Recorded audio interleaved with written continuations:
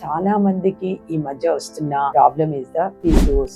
I'm doctor Swapna Kumari, consultant gynaecologist and obstetrician, Swapna hospital, Chaitanyapuri. Doctor garu, PCOS అంటే ఏంటి, PCOD ఏంటి అనేది చాలా మంది అడుగుతుంటారు. రెండిట్లో పెద్దగా సిమ్టమ్స్ లో డిఫరెన్స్ ఏం లేదు. అసలు PCOS అనేది ఎలా డయాగ్నోస్ చేస్తాము అంటే, అది ఏ ఏజ్ లోనే కానీ, పెద్ద మనిషి అయిపోయిన తర్వాత పిల్లలు బాగా ఇర్రెగ్యులర్ గా పీరియడ్స్ ఉన్నాయి మేడం, వాళ్ళు బాగా వెయిట్ పెరిగిపోతున్నారు అన్నప్పుడు తప్పకుండా డాక్టర్ గారిని కన్సల్ట్ చేస్తే ఆ పాపకి PCOS లక్షణాలు ఉన్నాయా లేదా అని తెలుసుకుంటాం.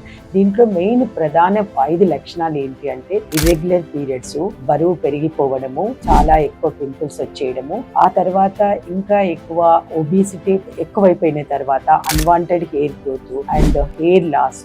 ఇంకా ఎక్కువ పెద్ద లక్షణం ఏంటంటే, ఒబిసిటీ తర్వాత అకాంథోసిస్ అంటాం, మెడ దగ్గర కిందంతా థిక్గా అయిపోయి వెల్వెట్ కలర్ లో ప్యాచెస్ లాగా ఉండి అది డార్క్నెస్ గా కనబడుతుంది. అవి చాలా బాధపడిపోతారు. ఈ అన్ని లక్షణాలలో ఏదైనా 3 లక్షణాలు ఉంది స్కానింగ్ లో కూడా PCOS అని డయాగ్నోస్ అయినప్పుడు తప్పకుండా డాక్టర్ ని కన్సల్ట్ చేసి అసలు దీనికి ట్రీట్మెంట్ ఏంటి అని తెలుసుకోండి. Thank you.